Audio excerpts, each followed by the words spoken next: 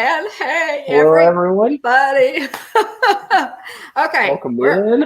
We are live, and we were having so much fun in the green room with we almost decided not to go live because we almost forgot about you guys. Hang on, let me turn my sound. You got a little bit of echo there, Mom. Turn my sound out on my phone. Welcome in, everybody. Obviously, we want to welcome Russ from What in the World with Russ. Is with us tonight. I'm new to YouTube. And new to us. Dawn Bone, Will Bone here. And of course, you guys all know that we're really joking because Russ is still under contract as an adjunct to Hitchhiking. Yes. Just remember that, buddy. Yep. So we're delighted to have you, Russ. Yes, absolutely. Took a little hiatus from YouTube as most of us eventually have to do, and it's nice to have you back. So yeah, welcome. For sure. Nice to be back and be able to hang out. I got to hang out on a couple of different streams today, and then I got to actually stream myself. And nice, yes. So taking it as I can do it, and yeah. That was a good looking build. How long was it from start to finish? About 2 hours 45, or 2 hours 45 minutes altogether. Nice. So not too bad. There goes my nose itching, guys. You know me and my nose. But yeah, Russ, you did a live stream this afternoon at 3:00 of a Lego build. So you guys go check out Russ's channel. Russ, What in the World with Russ? Great Disney content, live streams from Disney. Lego, just a lot of good stuff. Good cooking. Yeah, I hadn't done that in a while either. So there you go. Hey, you're overdue for a cooking stream. I'm in for that. I'm up for that. You're a good cook, Russ. If I'm home long enough to eat other than fast food, then I will. So Gotcha. Yeah, we still have to come to your place for dinner sometime. Yeah, when we're in Orlando. We're going to hold you to that. Yeah. You're a good cook. Welcome everybody in the stream, in the chat tonight. Let me back up. Keith, big Disney fan. Thanks so much for being first, buddy, and for always being there. We appreciate you. Dean, the turkey legster. Boo to you. Thanks for being here. Catherine will be. He's Dean, the twerky legster. He is. Okay. Okay. We didn't even get to that before the stream started. I don't know if we even want to explain that or not. Suffice to say, guys, in the chat that this was a joke, and eventually Russ put up a picture of Pooh Bear rummaging through a cupboard with his little bottom bobbing up and down. It was so cute and so funny. So we've been chuckling about that one too. Catherine, welcome in. James Ryan, the incomparable James Ryan, ever the consummate gentleman. Greetings to you. Rising moons over a bright, wide Texas sky tonight. Francisco, talk to you a little bit. I know Francisco is excited about the announcement by Disneyland today that they are offering something akin to news of the day, annual passes. They're Disney keys. If you guys have not seen that, it's all over Instagram. It's all over Facebook. Go to Disney Parks blog. Check that out. It's interesting. And we're going to talk about that more in detail later as well. Let's see who else did I put catching up in the chat. Yeah, welcome in. Russ is also on screen, and he was in the chat as well. Lori Jean Carlson, welcome in. Daniel Disinfinity, great to see you. Daniel, Paul Vines, always good to see you. Thanks for being here. Captain Akron 27, great to see you as well. And Carol Carkey, always great to see Carol. You in the chat. Thanks for being here. Hey, Carol. Did we miss anybody? Guys, put another comment in we there. Got him. If we missed, oh my gosh, Dean has altered his. Oh, he's embraced it. Oh my goodness. Dean has changed his screen name, folks. Oh my goodness, that's Dean. funny. You just make us laugh, buddy. What would we do without Dean? The twerky turkey legster. And also one of our great Ghost Host mods. Okay, just let's get guys right quick to this day in Disney history, because we have a ton to talk about with Russ. We're going to talk about a USA Today article. I believe, what was the date on that one? It was from July the 8th. Yep. Okay. Listing the top 10 amusement parks in the U.S. So that's kind of what we're looking at, what we're going to talk about. This day in Disney history, just quickly, 1933, the Mickey Mouse watch is introduced at a cost of $3.25. Although the price will later be lowered to $2.95. Oh my goodness! I wonder what they go for now. Wow, I was about to Google it. I'll look. You continue with the news. Yeah. How much? Well, and gosh, you could pretty much spend whatever you want, I'm sure, on a Mickey Mouse depending watch. on the brand, I'm sure. Depending on the Shop brand. Disney, the vintage watch for adults, $49.50. Okay, so. And how much is that? How much percentage of inflation is that? Or that's quite a bit. That's quite a little bit. Quite a bit. So, but I will have to say, guys, I don't remember a time when I did not own a Mickey watch. From the time I was little, I have never in my life that I know of been without a Mickey watch. And my sister Susan can testify. Both my sisters can testify, actually, because there's a story there about the Cinderella watch. I'm sure, Susan, you remember that story, and Joy, you probably do too. There is some animosity involved. I will. So, Susan, if you want to share that story, you can. But the Cinderella watch would probably be worth, a couple million by now, because it was so old and it was such a classic. And, thanks to my sister Joy, it's no longer with us. So we'll just leave it at that.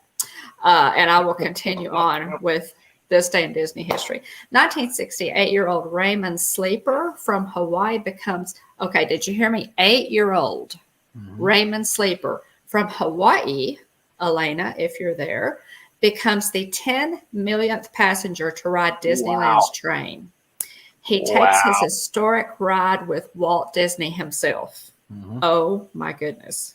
Can you imagine? Would you? That is, I did not look it up on YouTube or anything, but I'm going to look that up and see if I can find anything on that. I think that is just the coolest thing. I love that story. I'm going to see if I can find something on it later on. 2001. 1988. A groundbreaking ceremony took place for Euro Disney, which was later known, of course, as Disneyland Paris. The park opened in April of 1992, which was, so you were about a year old, William, not quite a year old. 2001, Disney's romantic comedy, The Princess Diaries, starring Julie Andrews and Anne Hathaway, opened in theaters. Teenager Mia Thermopolis, who's played by Hathaway, discovers that she is the heir to the throne of Genovia, ruled by her grandmother, Queen Clarice Rinaldi, who is played by Julie Andrews. Directed by Gary Marshall, it's a screen adaptation of Meg Cabot's 2000 novel and Julie Andrews' first film with Disney since she was in Mary Poppins. Wow! I did not. Did y'all know that? Hey, Mike. Hey, Mikey. Welcome in. I knew that she had come out of retirement for that one. So yeah, it's so. And I love The Princess Diaries. In fact, that's one of those. That's one of those that if you're channel surfing and you happen to go by it, I get hung up on it and go back and finish watching it. It's just. Jillian, make sure we watch it probably, if not once a year, probably once every other year. It's one of those we stumble across from time to time. It is. It's a great story. Anne Hathaway, a very young Anne Hathaway, is in that movie and does a fantastic job. And it is Julie Andrews. There are a few people on the planet who are as elegant and ladylike and classy as Julie Andrews. Mm-hmm. Can I get an amen? Oh yeah, she's. She's absolutely the classic British Broadway star. I mean, that's she is. It's wonderful. So that was a fun one. 2018, Disney's newest film, Christopher Robin, is generally released to U.S. theaters. A working class family man, Christopher Robin, played by Ewan McGregor, encounters his childhood friend Winnie the Pooh, who helps him to rediscover the joys of life. Inspired by A.A. Milne and E.H. Shepard's book Winnie the Pooh, Christopher Robin is a live-action CGI extension of the Disney franchise. That was about that one.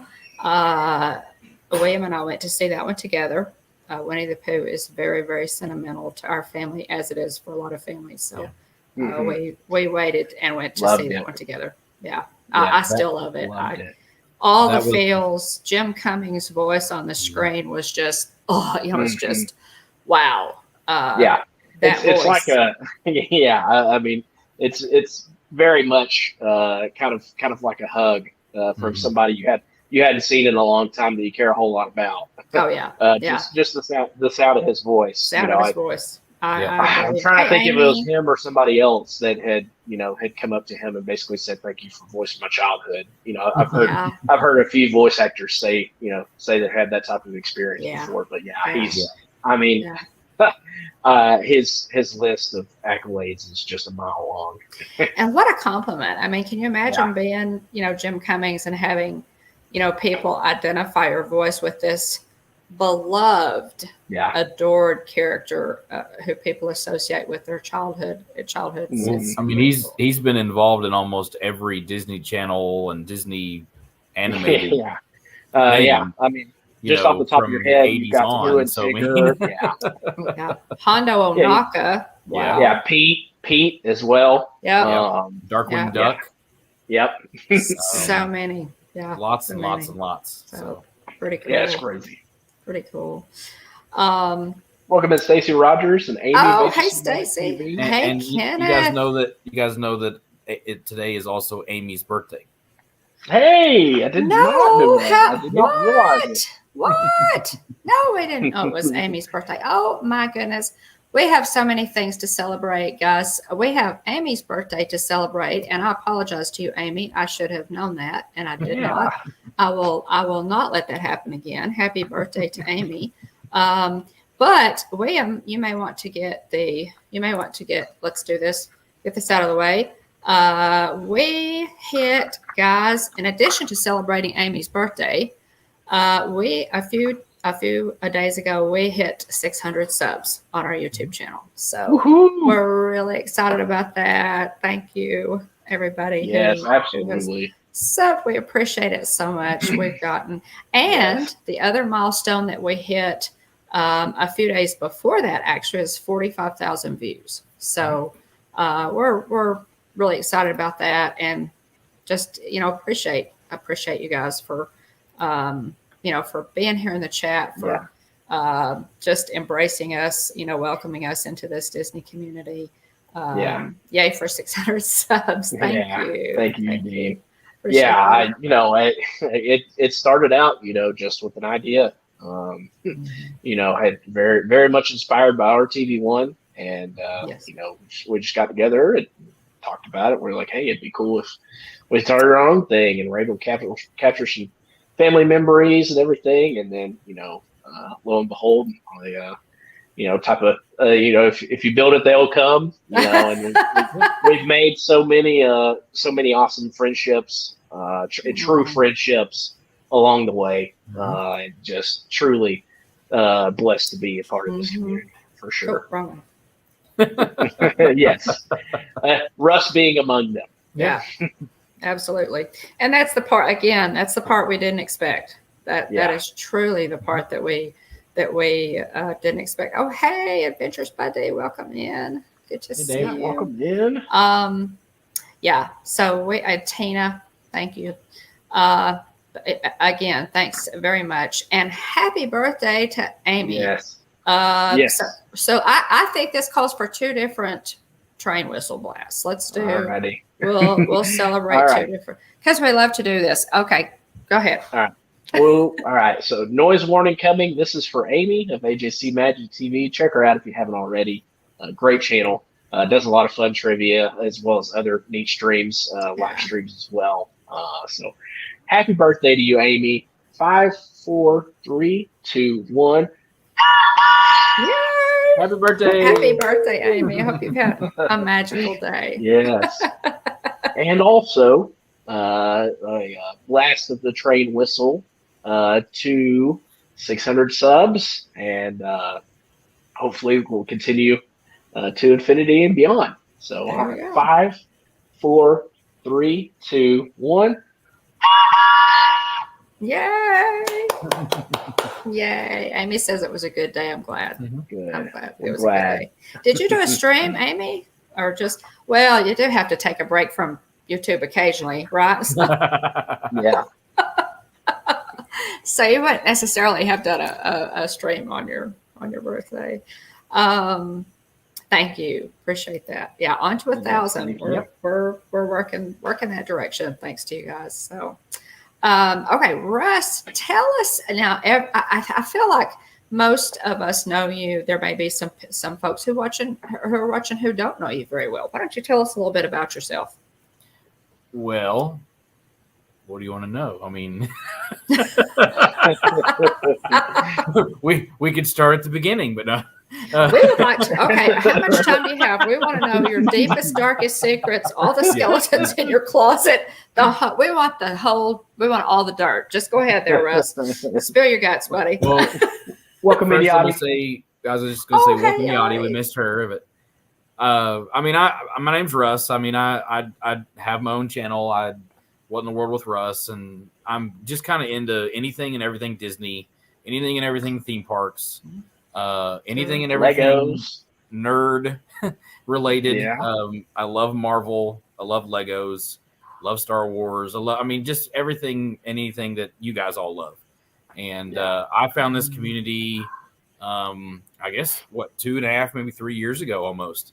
And didn't have a channel, but just, stumbled across others that, loved the same stuff that I did. And I was looking for a family at the time and looking for a community, and fell right in, and just, have always just felt amazed at, the fact that we all live on different parts of the country and different cities, but yet we all are the same, and we all, take care of each other. And so, just immediately fell in love with doing it, and then started doing my own channel and streaming. And I'm an artist. And so that's kind of where I started, was with my art and with graphic design, doing lots of different people's logos and things like that. And just anything and everything that I could do to get involved. And then, I just started streaming. And here, actually, it'll be a year next month that I will have moved to Florida. I signed my lease again today for another year. Okay. That's a good thing. A little bit longer. Yeah. Habitat. Could you read Stacy's? Stacy, I saw your comment, and we want to read it. I hated to put your comment up over Russ's face while he was with the Mike Wazowski treatment. So here it comes, Russ. There you go. There we go. Can you believe it? I'm on TV.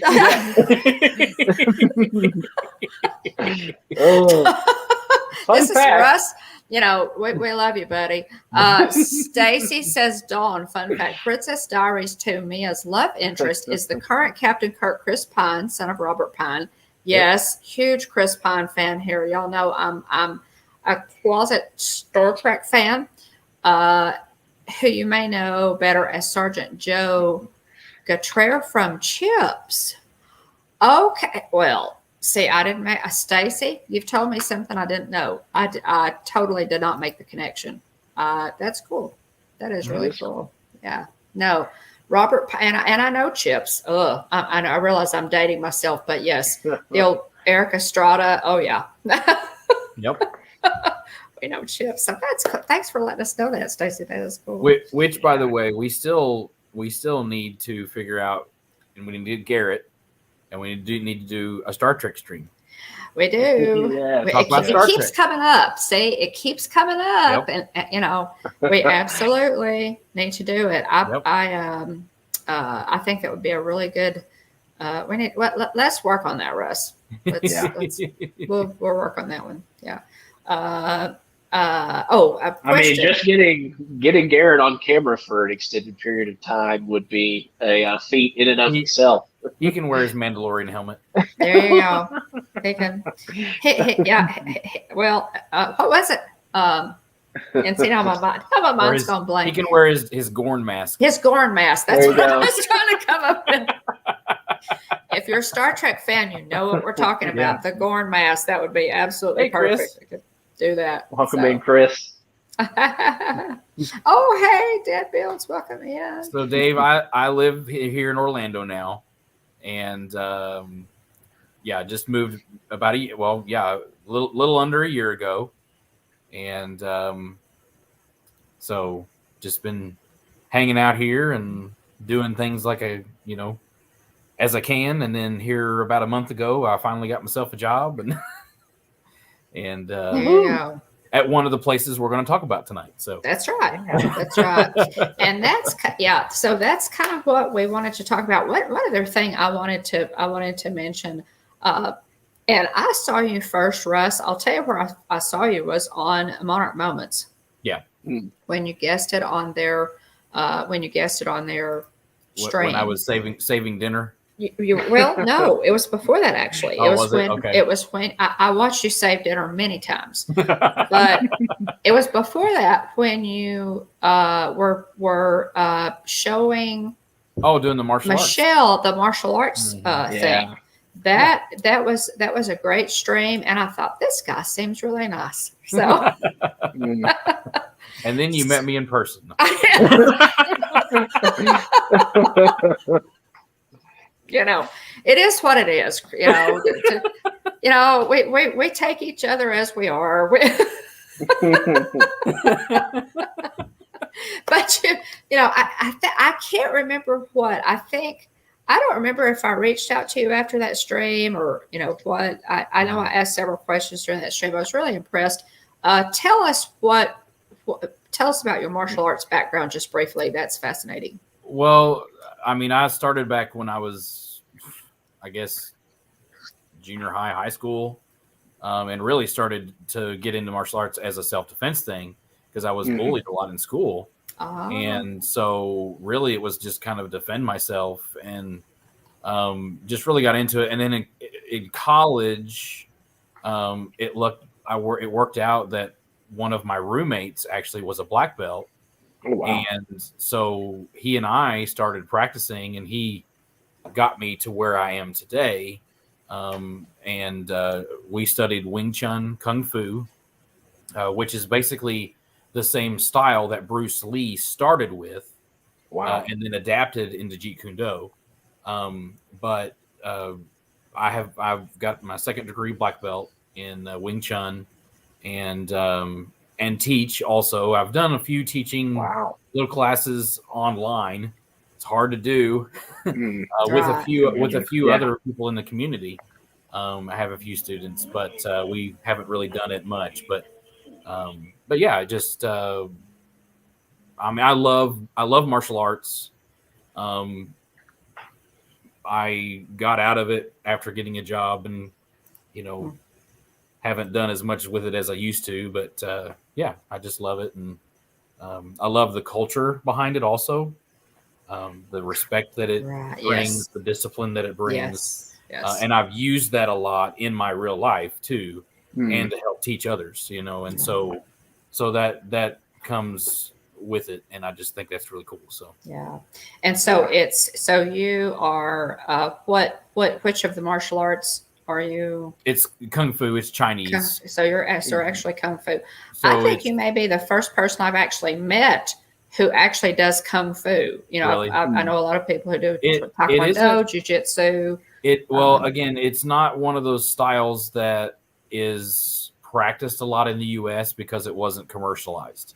Gotcha. And that was for a purpose, because and this is why I don't necessarily care for Taekwondo and for those type American karate type styles, is it becomes more about the money and less about teaching the actual martial art. You know, and not all schools are that way. And I'm just, I'm just generalizing here, but just, you think of like Karate Kid or, the Power Rangers, it became popular in the 90s to do martial arts. And it became a money thing. And so, and that's... I feel misled now, though, I will say, because the song claims everybody was Kung Fu fighting. Everybody. Was everybody in that song really and in Kung that Fu fight, fighting?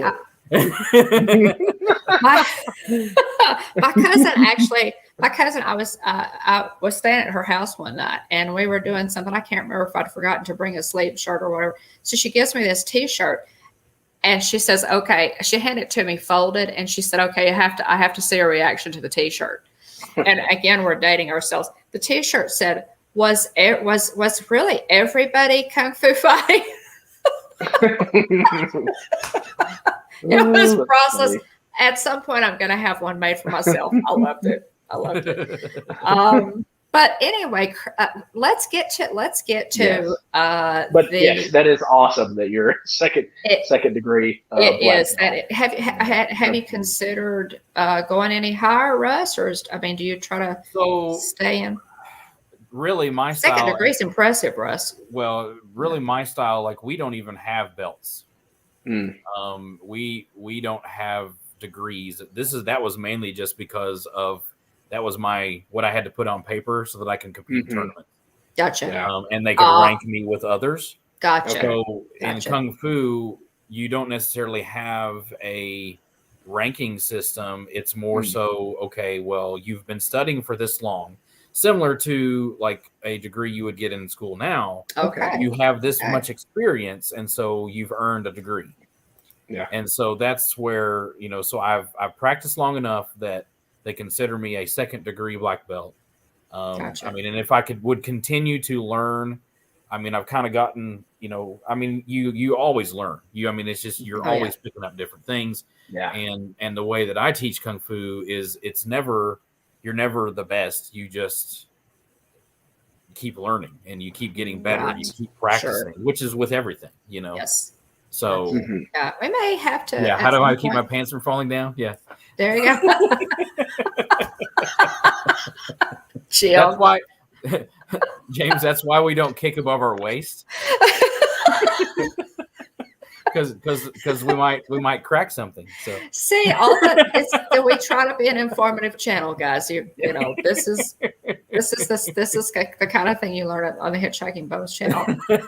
So maybe we might have you one night, Russ, just to show us some basic, because we can do that sometime. And I've got a video on my channel with some basic instruction and just some basic. Well, I need to look at that. Exercise type stuff. I need to do another one at some point, but I think that'd be great. So especially now that I've lost some more weight, it's easier for me to do things. So. Sure. Well, speaking of losing weight, the reason for your weight loss is, of course, your new job at Discovery Cove, and Discovery Cove is, of course, owned by SeaWorld, and we got to talking this afternoon. Actually, Russ and I were chatting. And about this USA Today article that came out, let's see, when did it come out? It came out July 8th. And it's the top 10 amusement parks ranked according to readers. So the article actually says North America is home to more than 400 amusement parks and attractions, drawing some 375 million visitors annually, according to the International Association of Amusement Parks and Attractions. The choices can be overwhelming for those looking to plan the perfect vacation. To help narrow down those options, we asked our readers to vote for their favorites for best amusement park, and here are the results. So we thought, we got to talking about that, and Russ, would you like to share with us which park in the United States was ranked number one? So SeaWorld was ranked number one, which was surprising to me. Of course, again, I have just started working, so I don't know all the ins and outs of SeaWorld yet. I mean, I know my park that I work at and the company, from the training that I've received in the last month. And I mean, I can understand a little bit more why now, but when I first read it, I was very surprised because on the list at number 9, I believe, is the Magic Kingdom. So comparatively, you go from, Disney that we all know and love, right? And it's getting beat out by all of these other parks throughout the country. Is. So that's kind of where I was hoping the conversation would lead. Yes, we can talk about the other parks and things, but I think that that's it'd be good to walk through and a good topic. So yeah. Okay, William, why don't you read the list, and then let's talk about that, because we are primarily, obviously a Disney Channel, but we love Universal, we love Busch Gardens, we love Six Flags over Texas, so let's talk about Disney versus these other parks and how that seems to be going, at least with USA Today readers. All right, so let's see here the top 10 parks. At number 1, we have SeaWorld in Orlando, Florida. Number 2, Silver Dollar City, Branson, Missouri. Number 3, Kings Island, Mason, Ohio. Busch Gardens, Williamsburg at number 4. Dollywood, Pigeon Forge, Tennessee. There you go. Number 5. Number 6, Busch Gardens in Tampa, Florida. Number 7, Cedar Point, Sandusky, Ohio. Number 8, Hersheypark in Hershey, Pennsylvania. Number 9, the Magic Kingdom in Orlando, Florida, of course, Walt Disney World. And number 10, Knott's Berry Farm, Buena Park, California.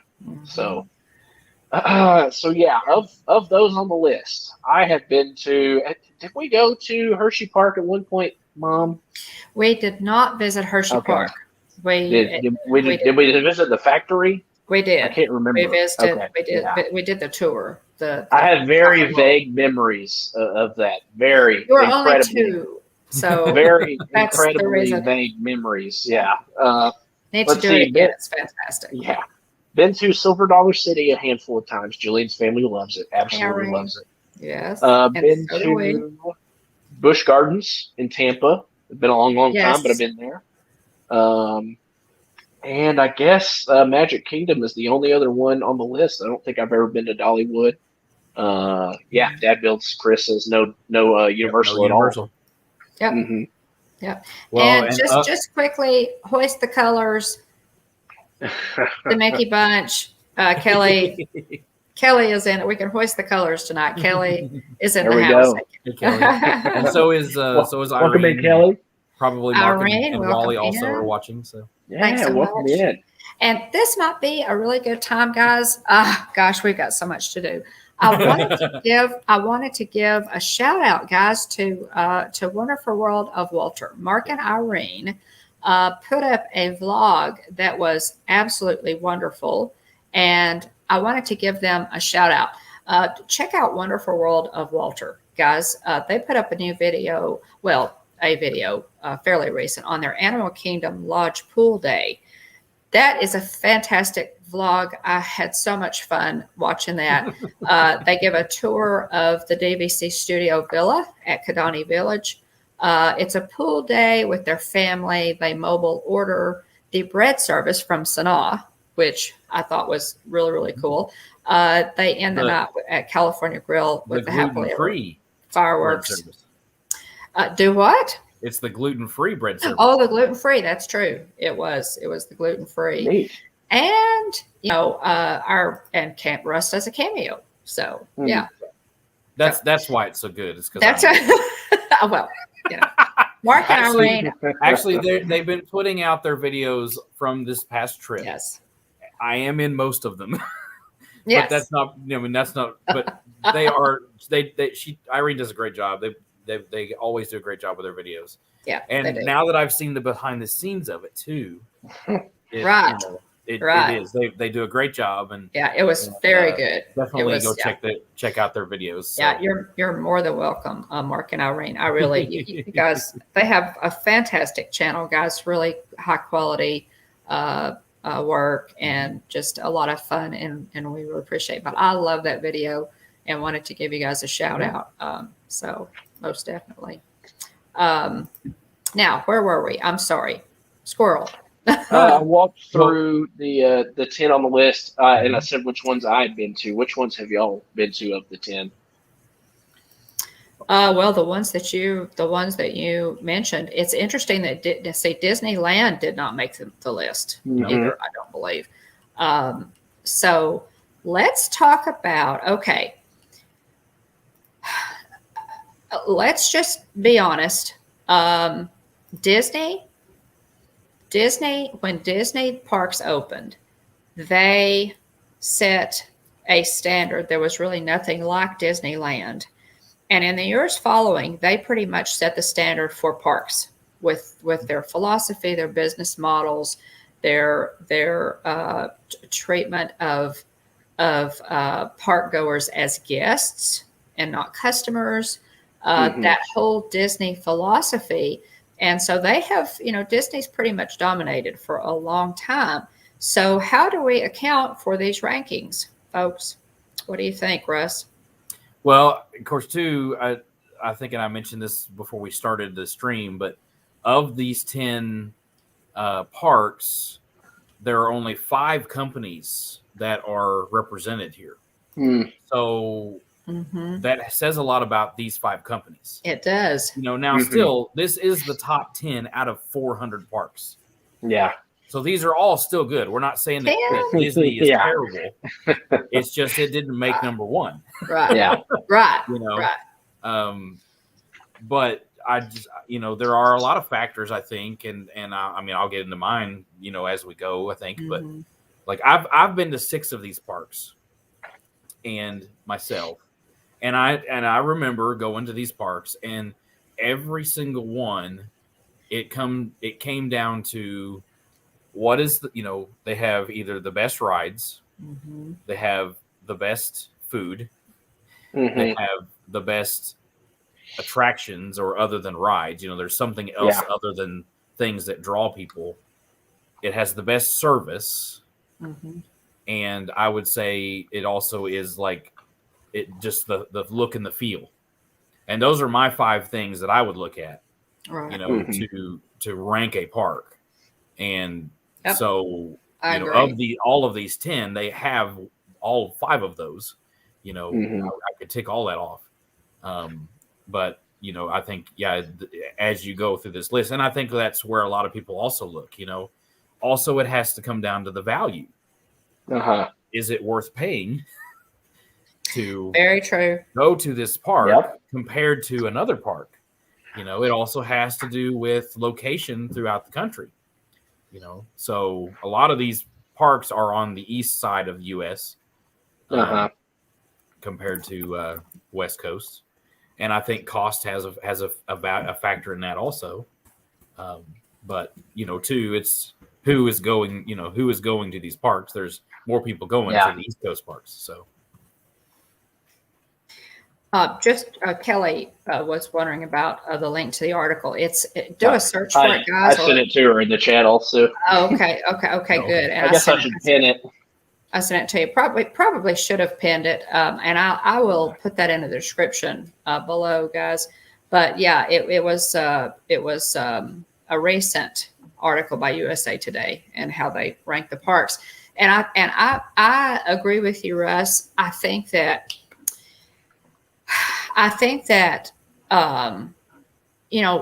amazingly enough, there's no accounting for taste, and not everybody is as crazy about Disney as we are. So that kind of figures into it. There are actually people who do consider going other places besides Orlando on vacation. So, oh my God. So, and I will have to say, I think I will offer an opinion here. I think that going forward,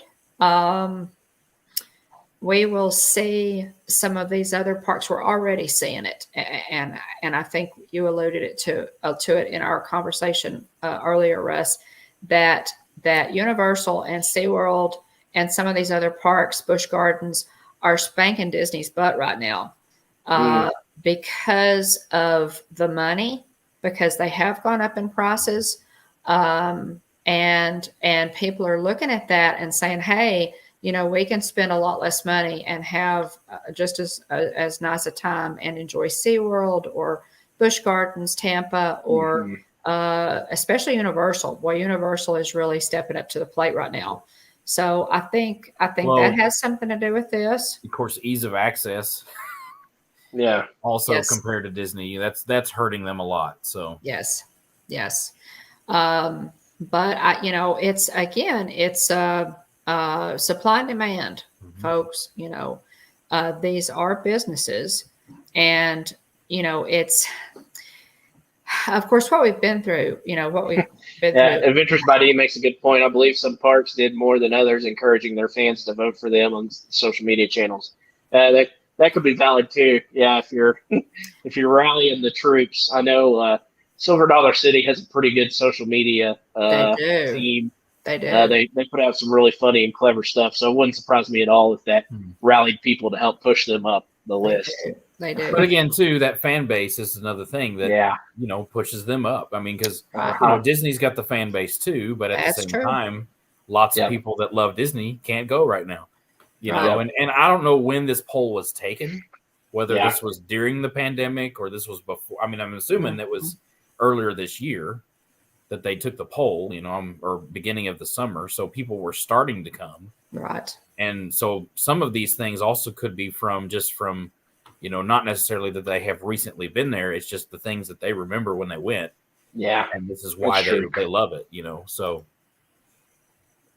Right. Well, and it's that there are, some great parks. I mean, I have, believe it or not, guys, and you're not going to believe it. I've never been to Dollywood. I'm from Tennessee. That shocks me. Big time. Born and reared Tennessean and you will love it. And of course I will. Of course I will. So, Tim, please don't think less of me, buddy, for that. I have probably just shattered Tim's opinion of me, Tennessee Bear. But I have never been to Dollywood. Hersheypark, we didn't go to Hersheypark. Guys, Hershey, Pennsylvania is the prettiest little town I've ever been in. Now, we went again, it would have been 1992, 1993. It's been a while, but Hershey is just a fantastic little place. Milton Hershey had left an endowment that was to be used specifically for, it was kind of self-perpetuating, specifically for the beautification of the city. And I love Hershey.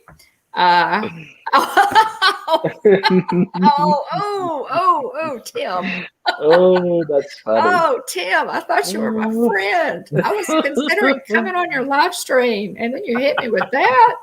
My fellow Appalachian, where's the love? Oh my God. Oh my in Mom and Dad's defense, I didn't have a choice. I grew up in Texas, which I couldn't be more grateful because God bless Texas. But I will submit to you, to the big old Tennessee Bear. I will submit to you the quote that Davy Crockett left before heading down to Texas. And that's all I have to say about that. Them was fighting words. Moving right along. It was at the time. At GTT, Tim, gone to Texas, man. We had a GTT sign our cabin and lit out towards the west, buddy. It's good to see you, Kenneth. Yeah. Tim says, "Uh-oh." Is that all you have to say for yourself, Tim?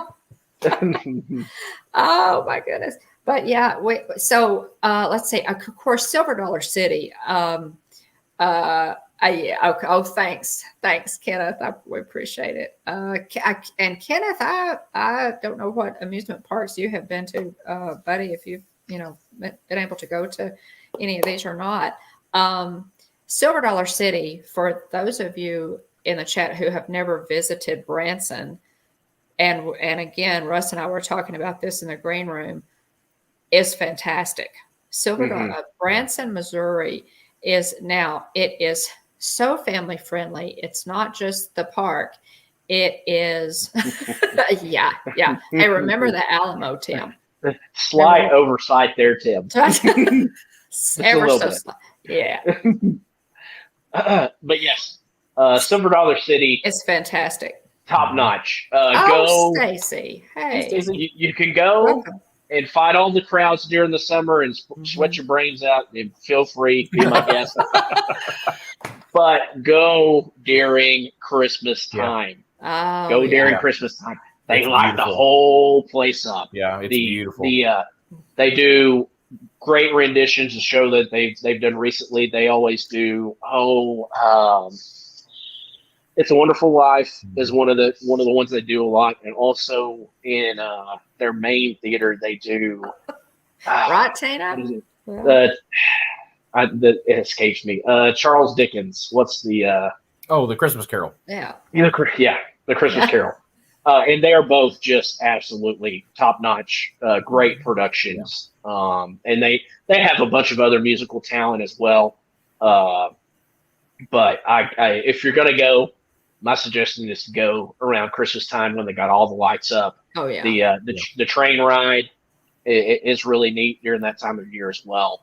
It's a wonderful experience. You'll get embers in your eyes. It is. Yeah. Also, I wanted to mention. What's it called? There's one particular plate that they have at Silver Dollar City, and I cannot remember what it's called. It's gonna bother me. It's got okra and meat and corn in it, and it's gonna bug me. They cook it on these massive giant skillets, and I can't remember what it's called. Oh, I don't know on the spot. Now I'll look it up. Well, you've been I was just since gonna I've say been. the food at Silver Dollar City is can't be touched. I mean, yeah. Yes. Yep. Hey, Sue, I would like to point out that my sister Susan is in the house. Succotash. Yes. Thank you. Succotash. Thank you for bailing me out. I was about to Google it. Yes.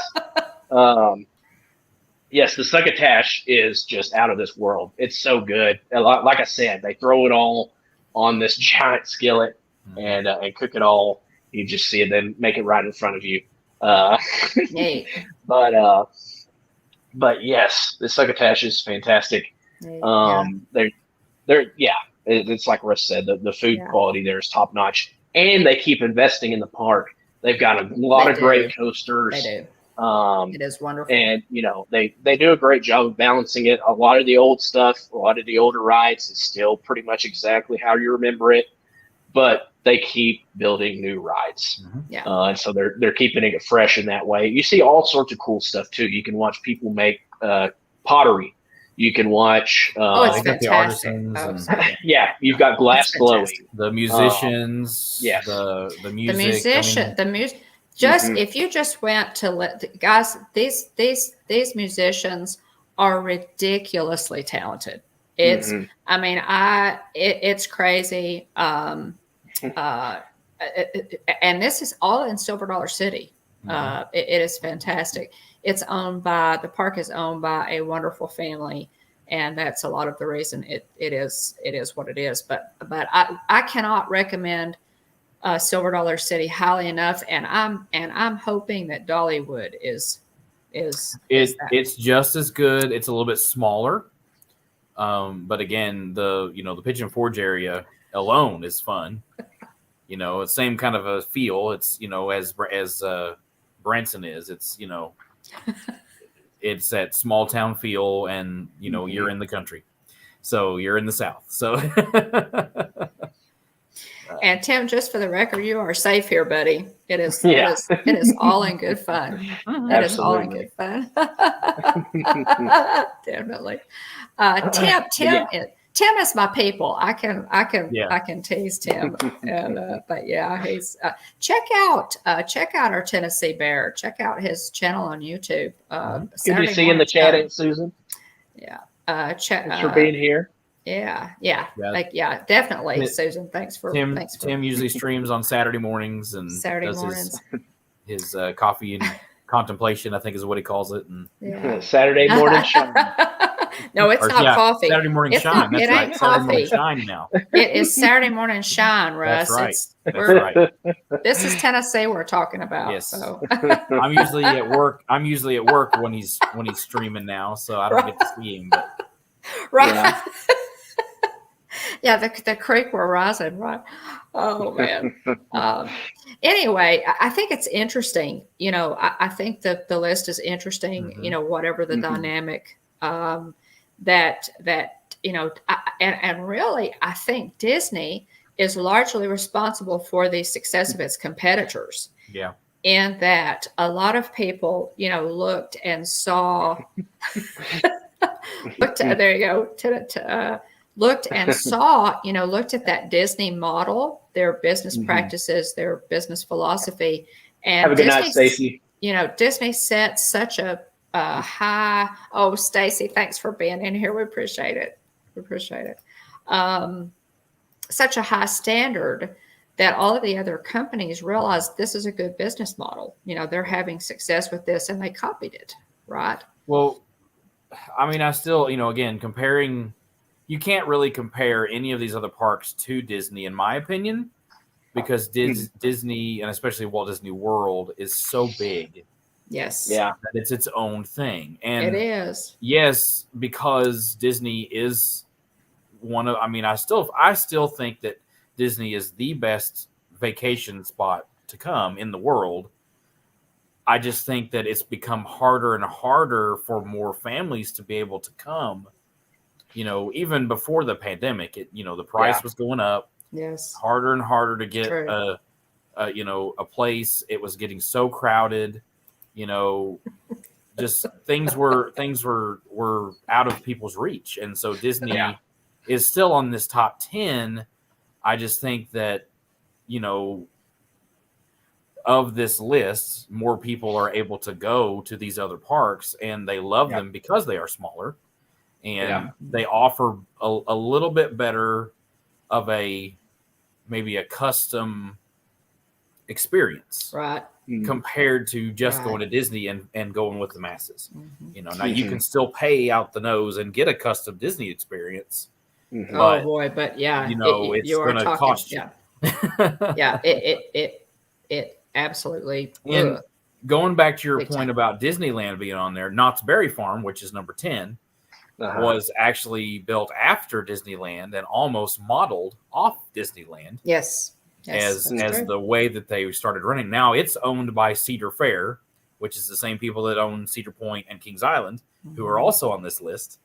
Yeah. And so it's the company too. And so I think they're popular because they have the thrill rides. Mm-hmm. Yes, you know, those are drawing the thrill ride people. Now that is very true. You know, when Universal really seriously got into okay, we're going to give Disney a run for its money. Boy, they brought their A game. Let's Harry Wizarding World of Harry Potter is phenomenal. Yes, yeah. And I think they knew they had to do that because the books were so ridiculously popular. Yeah. And I think J.K. Rowling set a pretty high bar. You know, if you're going to do this, you're going to do it right. Yeah. And they not only met expectations, they far exceeded my expectations because exactly. You know, if you have not been to the Wizarding World of Harry Potter and you are a Harry Potter fan, run, do not walk to Universal Studios and buy park hopper ticket because you have to have a park hopper to go to ride the Hogwarts You have to ride the Hogwarts Express. No less, in between Hogsmeade and Diagon Alley. And I'm telling you, it's like standing in the book. They're fantastic. It's very much an emotional experience. You know, Jillian Jillian's not even as big of a Harry Potter fan as I am, and she was just blown away the first time she saw it. And so it's really a true testament. I watched a live stream earlier with Pigeon Mr. Morrow celebrating over 100,000 subs. Big shout out to Nate. But shout out to Nate. And he happened to, his chat was rolling, but somebody managed to sneak it in a question to him that said, somebody had asked, which do you think is more immersive, Galaxy's Edge or Wizarding World of Harry Potter? And he gave the edge to Wizarding World of Harry Potter. Oh yeah. Because it absolutely. From the time you step into it, you're in. Galaxy's Edge is top notch as well. So you're really comparing two champions to each other that are very much neck and neck. But they just did a phenomenal job. Yeah, they did. I think, and again, maybe by next year, Universal might make this list. But I still, I still feel like Universal is still slightly learning. They'll edge ahead and then they'll fall back. They'll edge ahead and then they'll fall back. Disney is constantly, still upping their game. But I agree with what Irene is saying, that it's such a big thing that people, they'll come and get overwhelmed. And hello, Elena. Captain Akron. Aloha. Great to see you, Elena. Captain Akron. And hey, Ryan, welcome in. But yeah, it's I feel, because now you've got Velocicoaster. Yep. Which is one of the top rated roller coasters. Which we have not ridden yet. And which I haven't even done Hagrid's motorbike yet. Well, you got Hagrid's. That's another one that's new. Universal is trying to up the thrill ride game. Yep. Which is also competing with SeaWorld, with Kings Island, with Cedar Point. There's that competition for the thrill ride. Whereas, now, like when I first went to Universal, and this was I just went the first time this, beginning of this year, all of the rides were screen based. And it's like, this is kind of boring. Yeah. It's like they kept going to the well. They found something. Everybody was like, "Oh, this is so cool." That was the cheapest thing. That was the cheapest thing. That cranked out a lot of guests. You don't have to do all those fancy robotics. Let's just throw some screens up there and move you along past. Which I also think hurt them. I think because then you had Disney who built, Galaxy's Edge, and Rise, Toy Story Land, and all of these great attractions that are so immersive that they had to build Harry Potter in order to compete. And so I'm waiting. Of course, now they're building the third gate. And I'm looking forward to the Super Mario World. We'll see how that does. I've seen that in Japan. Yeah, and that's going to be fantastic. Do we have an ETA on that one? But no, I can't remember. They've kind of started construction again, but they're just moving earth, and doing that kind of thing right now. But so it'll be a while. Interesting. So Nintendo Land does not interest me at all.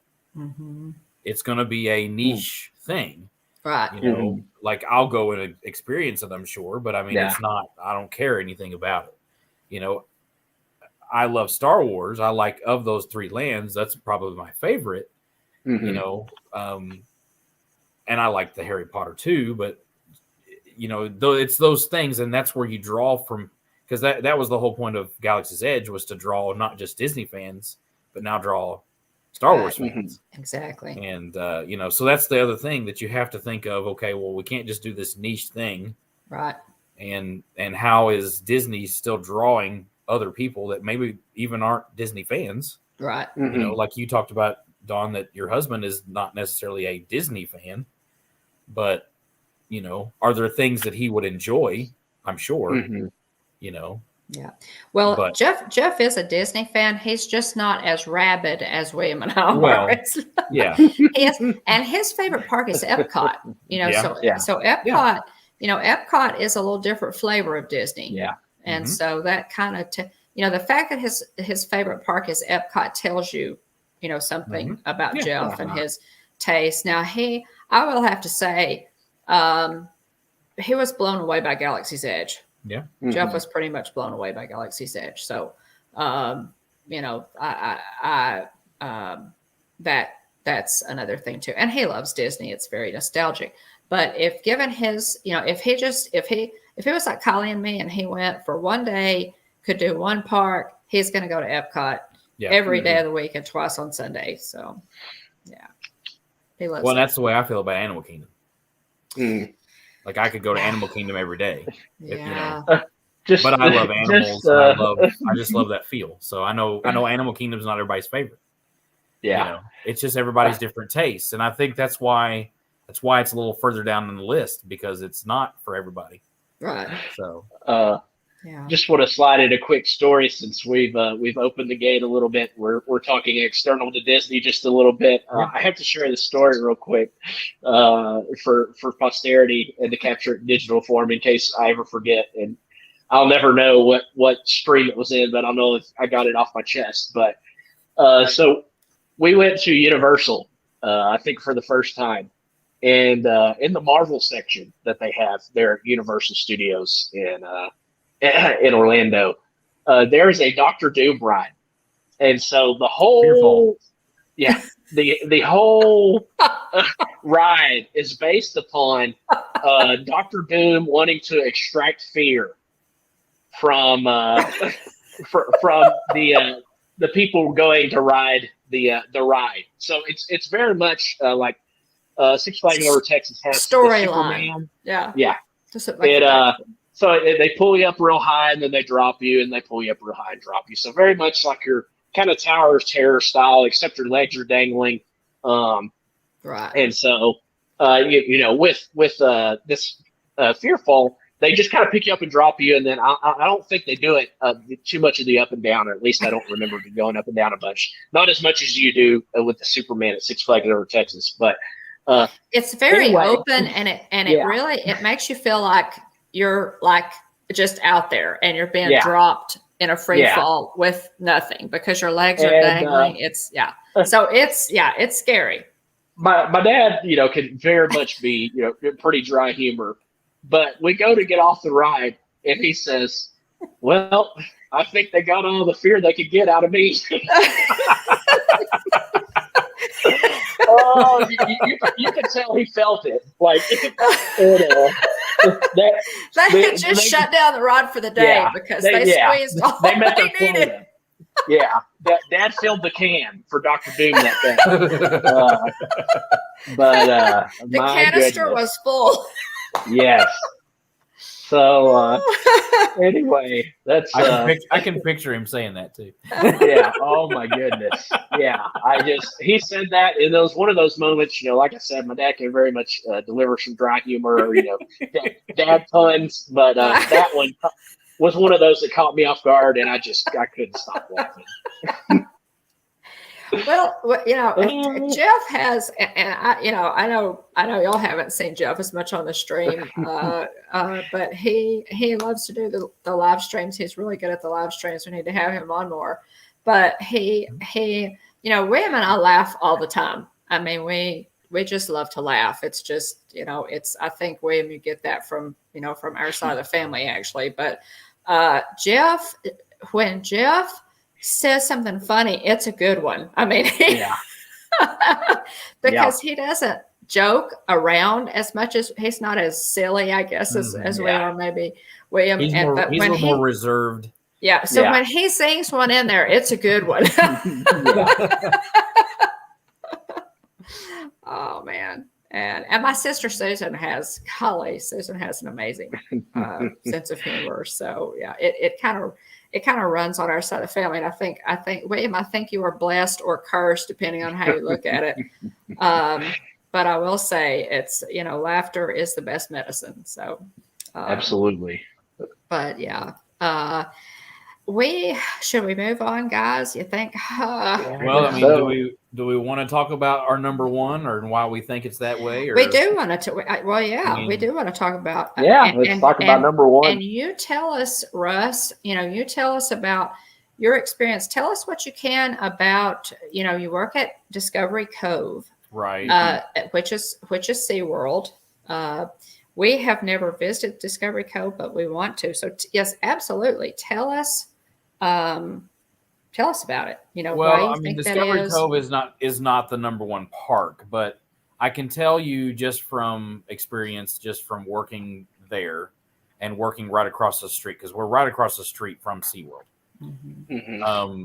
Just from the experience that I've had, just from working with the company, they do an excellent job with service. They do an excellent job of training their employees, their ambassadors is what we're called, to kind of, try their best to pay attention to the details. Now it's I'm sure it's a little bit different at SeaWorld or Aquatica. Mm-hmm. But I think that's one reason why SeaWorld is number one. It's because we've got 3 of the best parks right there in one place. It's not gigantic like Disney is. You can come enjoy it for a day. You can get a hotel close. It's right by the convention center. It's super cheap.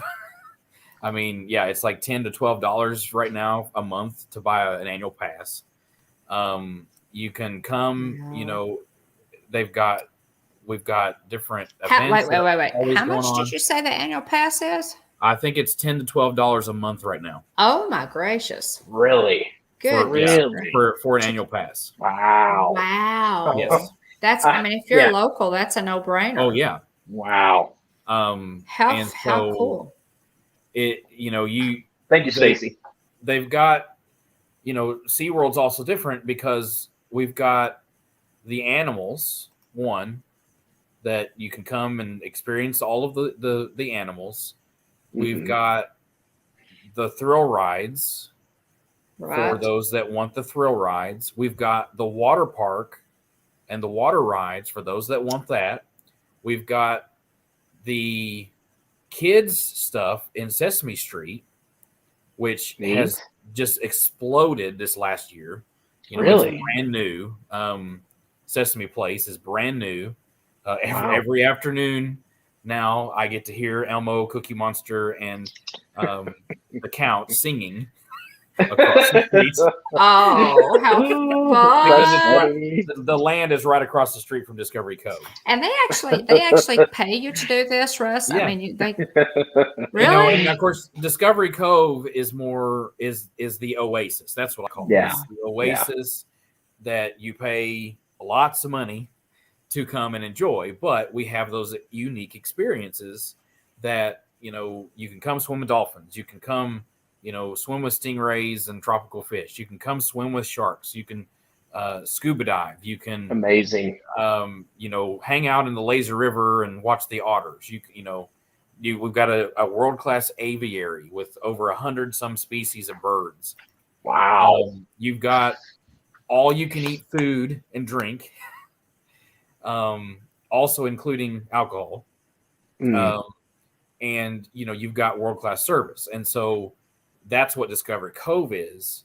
And so, from the SeaWorld side, that's also a draw for SeaWorld. Yes. Is that, we have that. And we have a lot of the people. I mean, the other day I had a guy who he brought his daughter over who didn't know anything about Discovery Cove. Had never, ever, had nothing, didn't do any research, but he bought the package because it was cheap compared to Disney prices, or Universal prices. It was cheap. Yeah. And he bought the 3-day pass to where he could go to Aquatica, he could go to SeaWorld, he can come to Discovery Cove. He walks in and asks me, well, what are we supposed to do here? And I said, dude, you're here. All you got to do is relax, because that's what we're about. We're here to enjoy the day. Yeah. We're here to do everything we can for you. You can eat all you want. You can drink all you want. You've got the fresh water you can go hang out and relax in. You got the salt water that you can go snorkel in. And then, you can, if you want, you can go swim with dolphins or whatever else you want to do. That's all you got. That's all you got to do. You're here to relax. Yeah. And so, I mean, that's the kind of thing, and then even too, we've got at SeaWorld, we have world-class shows, entertainment. and this is not meant to be a commercial. I'm just going by what I know. No, I mean, I'm genuinely interested. I'm still a Disney fan at heart. And I will push Have a good night, Dean. more than anything. But night, Dean. We've been talking so long. Everybody's dropping off. Yeah, I'm sorry. I chased some rabbits, guys. We could go for hours. Yeah. We could do a Monarch Moment stream. That's where I feel that's why it's number one. I feel like, because of it ticks all those boxes. Right. So many. We could go through the other parks also and tick some of those boxes, tick a lot of those boxes too. But it's just different, and I do think that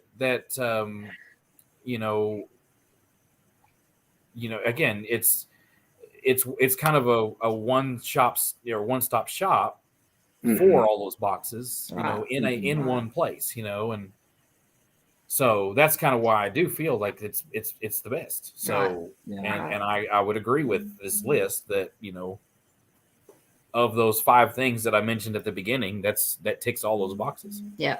So. Well, and Russ, it has been it's been years since we've been to SeaWorld. So that's something that we really need to consider, doing. Jeff, as I mentioned before, is a certified diver. And so he would probably love that. Well, and of course, again, at Discovery Cove, we have what's called Sea Venture, where you don't have to be a certified diver. You can just go. You get a diving helmet.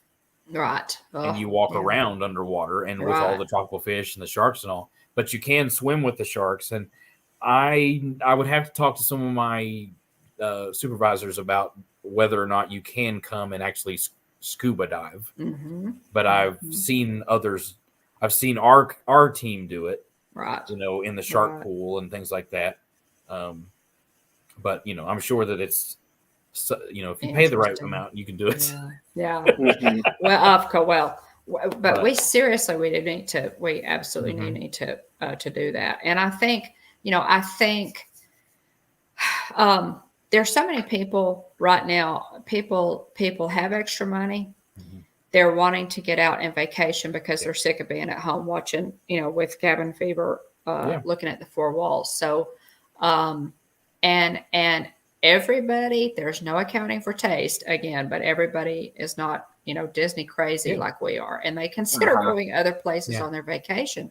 And people are just, guys, Jeff and I have been, have taken a couple of little odysseys, home to Tennessee to see family, and then down through Atlanta and Florida and, back through Louisiana.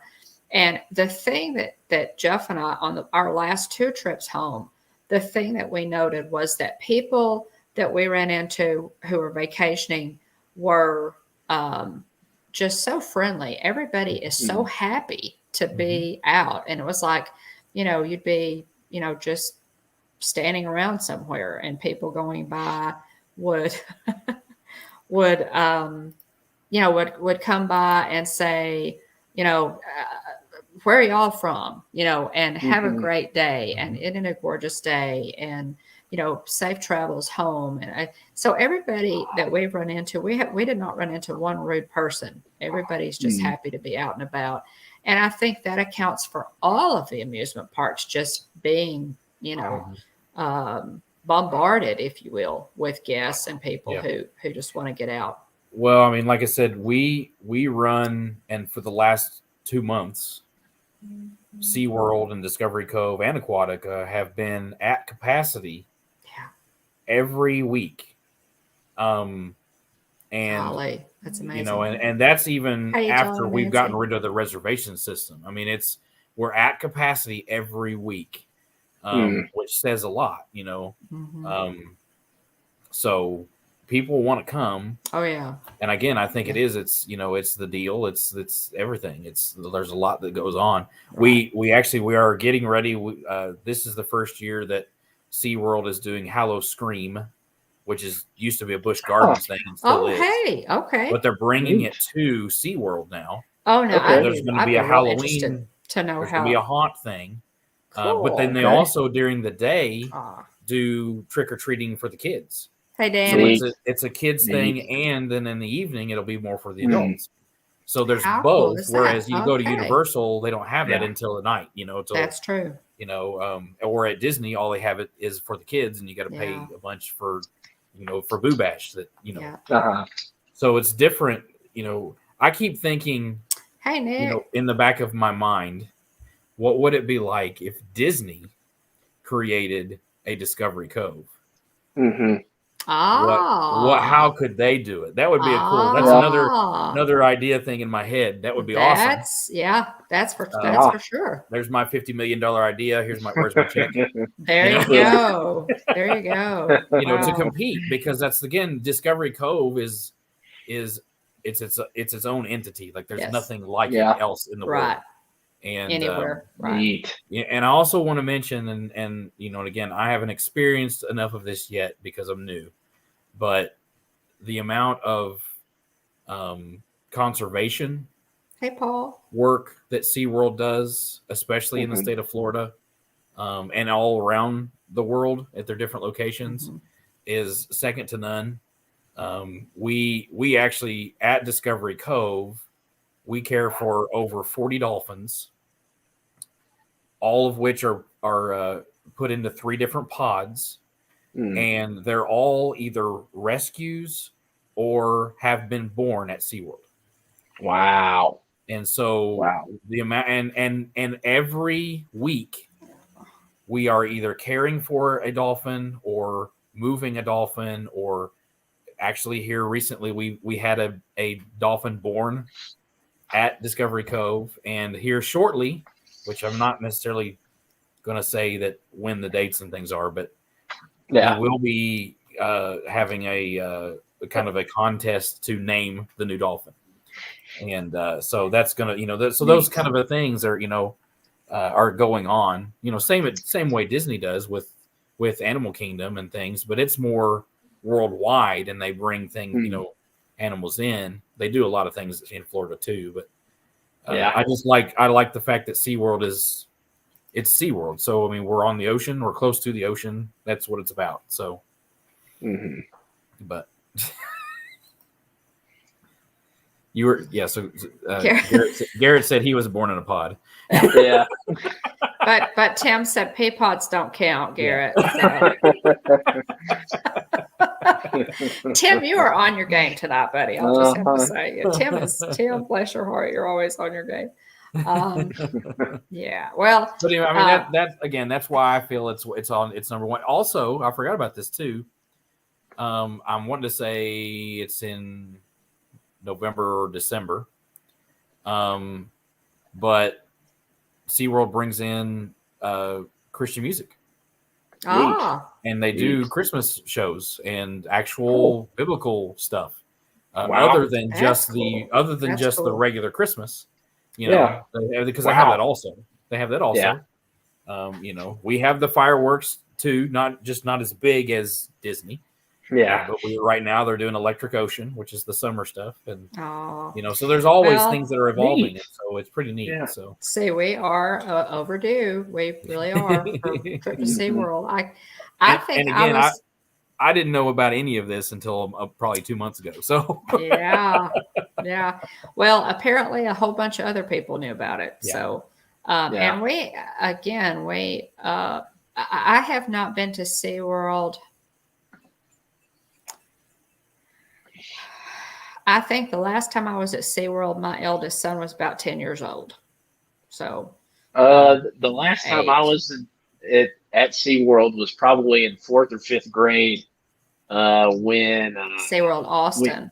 We slept with the penguins. The penguins. I was talking about Orlando. We did. That was fantastic. That was a fantastic. They had, it was like an after hours special. And they did this for William's 4th grade class, and it was called "Sleep with the Penguins." I think I'm sure I still have the T-shirt. I'm guarantee the shirt's still somewhere in a box at the house. and it was an amazing experience. You could also sleep with the sharks, I think, but the penguins were amazing. And like for the weeks leading up to that school trip, the teachers covered penguins and the different kinds of penguins. And because of that, William, you still love penguins today because of that. You know, it's really, really Night, Wally. So, you know, so impactful thing. Oh, thanks. Have a good night, Mark and Irene. Thanks for being here. Appreciate it. So yeah, definitely we need to do that. We definitely need to do that.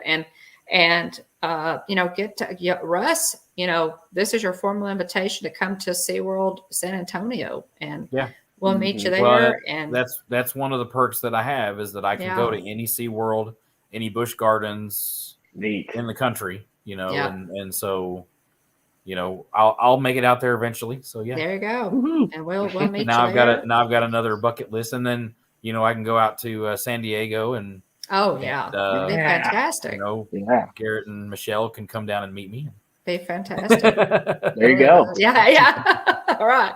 And then they can take me to Disneyland. I'll take them to SeaWorld. There you go. And then they can take me to Disneyland. There you go. Is that a fair trade, Garrett? That sounds like a deal. sounds like a pretty good deal to me. But yeah, you know, we have a SeaWorld. I mean, I remember, you know, SeaWorld went in San Antonio, and obviously San Antonio is not near the ocean, folks. Yeah. You know, and so it was kind of a what? You know, I mean, most of the, you know, people were going, why would you put us there? And it's been phenomenally successful. Mm-hmm. It's really been an amazing thing. By the way, Susan, Lake Winnepesaukah did not rank on this list. I'm sure that's just an oversight. And next year we'll have to lobby. We'll have to rally all of our Lake Winnepesaukah is the local park in Chattanooga, Tennessee. It's like a tiny little amusement park. But you know, Susan and I have been to Lake Winnepesaukah, you know, for our little school trips and things. So yeah, and the locals fondly call it Lake Winnie. Yeah. So neat. So we'll have to rally the troops for the next USA Today poll and get Lake Winnepesaukah in there, Susan, for sure. But yeah, it's the dynamic is going to be interesting to watch in the next few months, don't you think, Russ? I do. I mean, especially as the summer winds down, as we go into more of the holiday seasons, and, you know, again, there's still stuff going to be happening, you know, but it's whether or not, you know, what is more successful is the, you know, Halloween Horror Nights. Is it going to be, you know, Hallow Scream? Is it going to be the Boo Bash, or is it going to be all? I mean, is it all going to work? Yeah.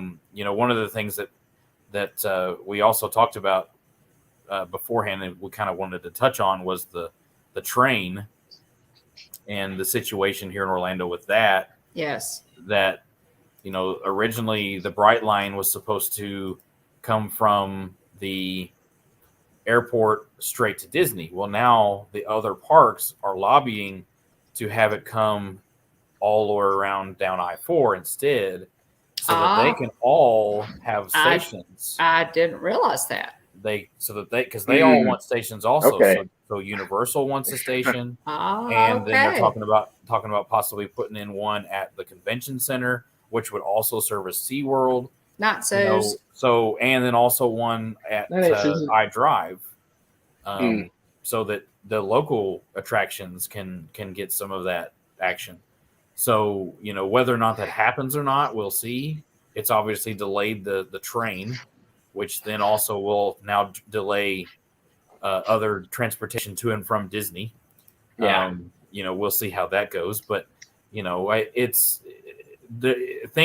lots of things are happening here in Orlando, you know, not just in, you know, the parks on this list, but everything is constantly changing. They're constantly trying to adapt and figure out the next best thing. And that's what a theme park needs to do. You've got to keep people coming back. Yep. we actually and Walt recognized that. Remember the comment that he made, Disneyland will never be finished.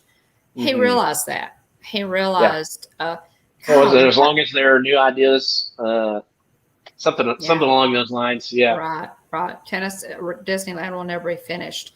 And we keep moving forward because we're curious, and curiosity takes us in new directions. So many of Walt was just such a visionary, and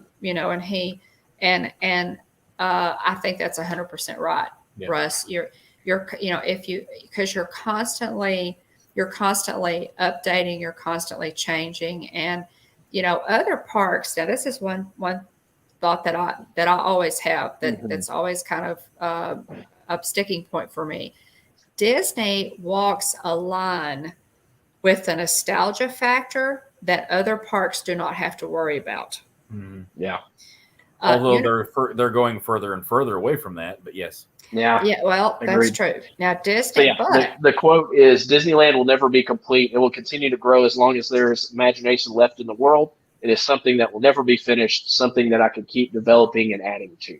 Yeah. Yeah. Absolutely. But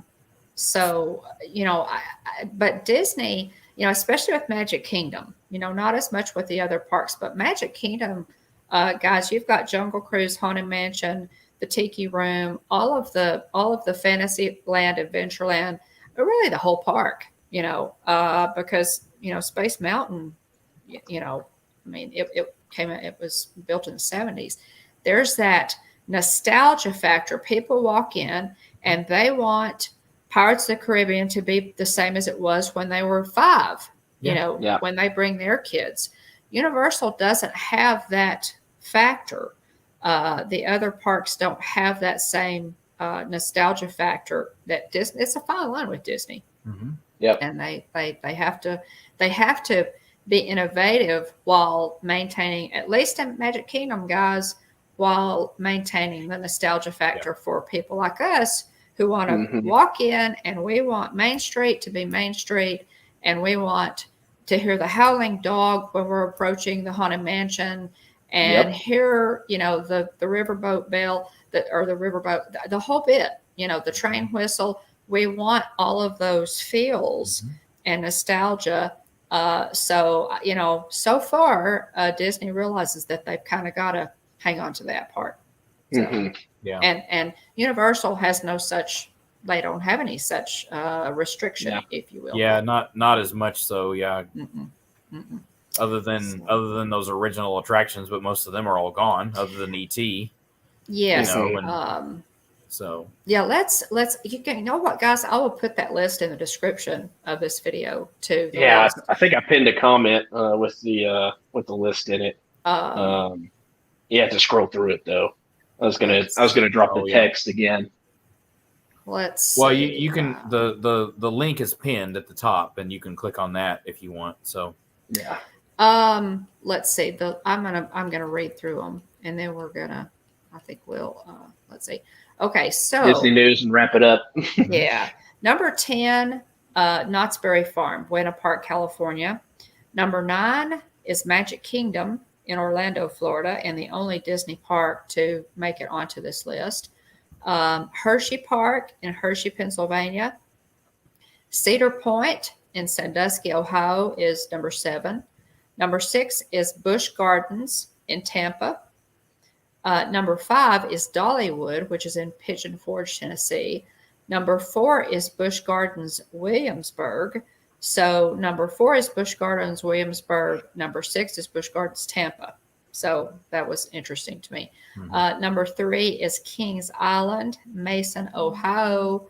Number 2 is Silver Dollar City, Branson, Missouri. And number 1 is SeaWorld, Orlando, Florida. So there you have the list, and I will post that listing in the description below too. And again, a lot of these things are regional too, because like Amy was saying, like Hersheypark, Cedar Point, Kings Island, those are huge up in her area because that's where she lives. Right. And when I lived up in Kentucky, I went to Kings Island every other month. When it was open. So that's the thing. But yet still Disney is still number 1 on my list. But yeah. Well, it's interesting. It's going to be interesting to see what happens with, the vacation situation over the next a few weeks. I'm assuming that SeaWorld has reinstituted the mask. So very similar to all of the other parks, they are not necessarily requiring you to wear a mask. Mm-hmm. They are strongly suggesting it when you're indoors. Okay. And then now employees, the ambassadors, we are required to wear them when we are indoors. And, more so just to protect our workforce.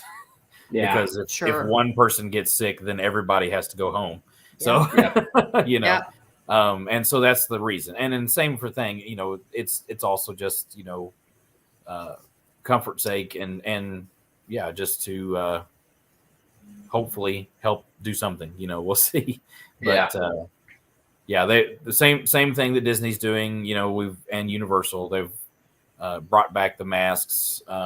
So it is what it is. You're going to get warm and it's not going to be very comfortable, but it is what it is. So it's the rule if you want to come. So, well, we'll be kind of following it, Russ, and we appreciate you coming on to, kind of talk about this and let us know. Because so many people are wanting to vacation. It is on a lot of people's minds, and I would encourage you, if you are going on vacation, you're considering taking a vacation to any of the theme parks around the country, do a little homework beforehand. Find out what their mask requirement is, what the situation is on the ground, and what will be expected of you when you're inside the park, for sure. So be prepared. As someone who plans a lot, it's very surprising to me how many people show up not having a clue. But sometimes that's fun, but at the same time, it's like, that would drive me crazy. I'm spending all this money and going somewhere I know nothing about. Right. But I mean, do your homework, and when you do that, you may find out something else that you didn't know, That's true. That's true. Absolutely. Okay. Let's see. Was there anything else? And very true, Tina. The AC helps when you're inside. So for sure. Okay. So just quickly moving on to Disney news, the big announcement today, and this came from Disney Parks blog, reported today that Disney will begin an annual pass program that is not exactly the annual pass, but it is going to be called a Magic Key. And they have different tiers, just like they did. You think I could use any of these to get in, possibly? They have, I thought of that. I thought of trying. We got Tigger, we got Star Wars, Minnie. That's why they've been selling them, right? I've been collecting. That's right. And I've got several I could try for sure. I thought of it when I first read. I thought Disney Keys, and that's the first thing that came to mind. I thought, what? Yeah, I was kind of confused until I read the article. The other line that comes to mind is in the Haunted Mansion movie, where it's the statues, the Phantom Five, or find the key, oh how happy you'll be. Whatever you left your key in a mausoleum. Right. So Magic Key. Oh my goodness! And that little song ditty there doesn't cost you anything extra tonight, folks. That's a completely free solo by Will Bone of the Hitchhiking Boats. So they announced that that program will be beginning August the 25th. You can it is their revamped annual pass, and the keys are the various levels that you can purchase. They come with different, for example, the Dream Key, the Belief Key, the Enchant Key, and the Imagine Key. They're all at different price points and come with different perks and access to the parks. So check that out. It's all over social media. If you missed it, you've been under a rock today, or you've been at work. You've not checked it. Yeah, you've been busy. Something has delayed you. Living your life. Life. Yes. Walt Disney World also announced that they will resume annual pass sales by October the 1st. So, folks, between now and October 1st, and I'm almost wondering if they make an announcement here either soon that it will also happen around the same time they do Disneyland, or it will happen like the 1st of September, kind of after Disneyland's, Right. And that'll be interesting to see, Russ. They may kind of use Disneyland's as see how that goes for a few months. Maybe. And then, well, I mean, they don't have too much longer, though. I mean, if it's supposed to happen the end of August, that's true. They've only got till October, so we're getting, I really feel I don't feel like they'll be able to get away with the same stuff they're doing for Disneyland, just because of the size of Disney World. Yeah, but I kind of do feel like they'll probably add some different tier systems. Yeah. And it'll be way more expensive. So, more news related to this. Walt Disney World annual pass holder Facebook announced today that registration emails will be coming soon for the previews for AP holders. Yeah. So AP previews for Remy's Ratatouille Adventure at Epcot. It says earlier today it was announced that DVC members will also receive a squeak peek of the new attraction before it opens on October 1st. Yeah.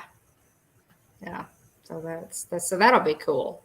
So do you think that Mickey Mouse would ever ride Ratatouille? Would they cross the streams that way? Oh my! Maybe I don't know. Maybe Mickey is a fan of home cooking. I was just going to say, does Mickey eat at Ratatouille's? That's a question. That's a fair question, Russ. That's maybe have some coffee and contemplation on that, or maybe that's one for Tim for some Saturday morning shine to think about that. That's a fair question. It really is. So that's exciting news, though. I mean, we don't know what it's going to look like. We've got the thing is there. The Monarchs. Our partner channel, Monarch Moments, Garrett and Michelle, are really excited about this because their home park is Disneyland, and we're kind of waiting on this and some other people that we know whose home park is California. I think everybody that goes to Disneyland is waiting for this. Yeah, because it is such a locals park. I mean, everybody is waiting for their passes back, and it is. I've seen people they've made stickers of "I used to be a pass holder" instead of the annual pass. And putting stickers around it, and that kind of thing. It's just if you have a bumper sticker that says "I'd rather be an annual pass holder," you are a true blue Disney fan. I mean, I've been waiting since I moved here to get an annual pass. So. All right. Well, you and Dean, Dean is the same way. A lot of people. Yeah, we are. It's Russ. It's killing me the proximity, and I can't go. It just drives me crazy. Yeah. So. I mean, let me in. Well, there's only so many times I can go resort hop. I'm planning on doing it tomorrow, and I'm like, I just want to be there. Yeah. Well, William and I are waiting. I mean, we're kind of waiting outside the gates, for the same thing. So we're going to be watching that really fast. We have told Jennifer of Mickey Travels, who is our travel agent, that, if when she finds out, I said, if you text me and I don't answer, you call me on the phone, and I don't care what time of night or day it is, because I want to jump on that. Well, and then you call me, because I'm sure I'll find out. But. Absolutely. I'm sure everybody will be texting me. So we will spread the word. And Mike Wheeler, if you're still in the chat, buddy, we're dependent on you. Oh yeah, he'll let us know. I'm sure he'll let us know. Oh yeah. Well, I talked to him earlier too, and he's waiting to hear what it costs because he wants one also. Yeah. So we're all I'd love to be able to hang out with Mike in the parks. So. Yes, absolutely. Absolutely. And if it happens before November, all the better. Yep. Yeah. Well, it should. I mean, if they're going to bring it back for October 1st. It is sounding very promising. So November trip, guys. So, okay. We're ready for channel news? Let me see here. We cover it. Let's see here. Yeah, let's see. We talked about. Let's see the character statues. Did you mention that too?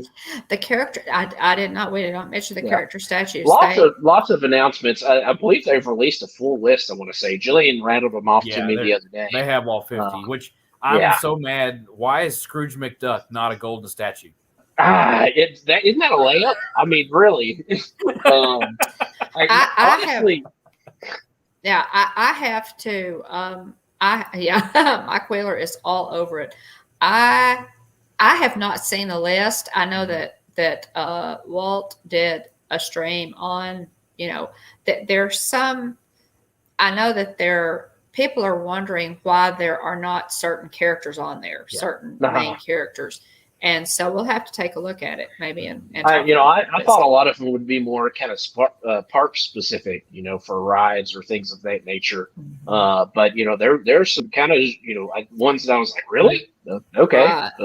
They've kind of taken kind of the top 10 of each category. Like there's the originals, there's the Pixar, there's the the Star Wars. Well, there's not a Star Wars, I don't think, which that's also surprises me. But those different categories, that's what they've kind of picked from. And it's a little random some places. So and they're going to be like these golden statues are for Walt Disney World's 50th, which is appropriate. And I love the idea. So I again have not looked at that list. So I need to maybe we could let's mark that as a takeaway for next week's Hitchhiker Chat to walk through the list. Tina says R2D2 and BB-8 are statues. So. Yeah, cool. Okay. Let's see here. Let's see older Disney news. As we know, the 50th anniversary festivities begin at Walt Disney World October 1st. Let's see new videos up on the channel. Jungle Cruise movie review. Mom went to go see Jungle Cruise. Check out the Jungle Cruise movie review for Mom's thoughts on the Jungle Cruise movie. Very entertaining. Really enjoyed it. But see what Mom thought about it. Let's see. Number 2 for our Disney for Christmas in July. Mom did a video on Hallmark keepsake Christmas ornaments for 2021. A live stream from our Hallmark store. Cost me a little bit of money the other day. After said stream, I had to go. I don't have them in here. But I did go. We got the maybe I can show them next week. I got the show yourself Elsa ornament. You push the button and she sings. Nice. That was the one for Jillian. For Wyatt, we got Forky because that's the one that he picked. And then for me and also for you, Mom, I got the storyteller statue ornament. Thank you. So I have a partner statue from a couple of years ago, so I'm excited to get that. Yeah. Thank you. Let's see here. Looking. Also, Mom did a video on the Star Wars slow cooker with appetizer recipe. Very simple, straightforward, but they're yummy. Just little smokies and some Sweet Baby Ray's barbecue sauce in the little slow cooker. And the little Star Wars slow cooker was one that I had kind of been circling, and we were doing Christmas in July, so I did the Star Wars slow cooker as the gift idea. It's $19.99, guys, on Shop Disney, and it's like the little 2-quart slow cooker with a little recipe idea, and I did a quick video on that. I want to get the Mickey Mouse one. Yeah. Oh, cool. Yeah. Neat. Let's see. New video upcoming on Saturday. We'll see. Mom is looking to possibly put out a video for their Disney Springs Day, which they also capped off by running into Russ. Yeah. They're at the end of their Disney Springs Day. That's the picture from the thumbnail. That's right. Yeah. Yes. And possibly a review of where Mom and Kylie stayed during this quick pop-up trip to Disney. YouTube Shorts Happily Ever Fireworks. Be on the has that one already dropped, Mom? Did I miss that one? That one will drop on Thursday. Okay. All right. So keep an eye out for that. Yeah, that'll drop. Jillian has brought back What's Brewing with Bones, targeting doing it once a month on a Saturday of the month. This month, planning on August 14th. So next Saturday at 8:30 a.m., she'll be talking about the best place to buy different types of Disney merchandise, whether it be, at the Target / the Disney store within Target, the Disney store online, in-person Disney store, or in the parks. The best place to buy various pieces of merchandise for Disney. Again, Mom wanted to give an extra shout out to Mark and Irene at Wonderful World of Walter for their Animal Kingdom Lodge pool day video. Very informative and fun. I've got to check that one out myself. It is. Yeah, I'm going to watch it more down here.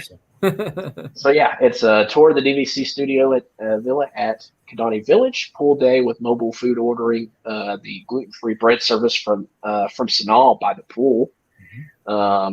California Grill's Happily Ever Fireworks show on the first night it began running again, and a cameo by Russ. So No, I was the star. I was the star. Oh, you were the star. There you go. I didn't see your name in the credits, Russ. I'm sorry. On your billing. I missed that. How did I miss that? Let's see here. Let's see. Again, wanted to say congratulations to Pigeon Mr. Morrow for reaching 100,000 subs on YouTube. Congratulations, we appreciate Nate. Congratulations. We are excited for you and happy for you. That's great. Yeah. Great. Fantastic channel. Check Very out well deserved. Paging Mr. Morrow. Paging Mr. Morrow. Nate. Oh my gosh. It's a great channel. I love it. I've been watching Nate for years, and thanks for your content and well deserved. Congratulations. Yeah. As he would say, thank you. Yeah. Thank you. Thank you. Thank you. Fancy. Yeah, fancy. It's great. But be sure, as I move closer to wrapping it up here, be sure to check out our partner channel, Monarch Moments. Michelle, and Hannah, and Gabe, and Garrett, the man behind the curtain. Check them out. Great channel. They've done some fantastic Disneyland live streams, Disney California live streams. If you're interested in seeing what the parks look like as of late, check them out. And we love them. They do Fun Food Friday and home streams as well. They're the lifestyle channel and Disney channel. But love the Monarch family. We do. Check out the liveplace.com. It's a TV guide, essentially a website that's a TV guide listing for family-friendly live streams. Check out Dean's YouTube channel, Dreamers Empire. TubeBuddy, if you're a YouTube creator and you want to grow your channel, TubeBuddy is a great resource for that. We have an affiliate link in the description below. You can start out with the free version, upgrade to the paid version, which is what we ended up doing. But give it a look. Check out TubeBuddy. And I think we both get a free month. Same thing for Sticker Mule, which is what we use Sticker Mule for good quality, low cost promo items. Okay. If you use our link in the description, we both get a $10 credit for a future order. So you can get buttons, you can get stickers, and all sorts of other things. So check that out. Remember, if you can dream it, you can do it. We go live every Tuesday night at 9 p.m. Central, 10 o'clock Eastern. Like, subscribe, and ring the bell so you get notifications when we go live. Let's see. Check us out on social media. We're on Facebook, Instagram, YouTube, and Twitter. Or you can email us directly at hitchhikingbones@gmail.com. Russ, is there anything you wanted to share before we call it a night? What do you got going on, Russ? You said live stream tomorrow, maybe? Yeah, tomorrow the plan is, of course, I just, I had to switch my stream today because I thought it was going to storm, and it ended up staying gorgeous the whole time. Well, now of course I've checked the weather for tomorrow, and it's saying it's going to do it tomorrow. But the plan is I'm going. Okay.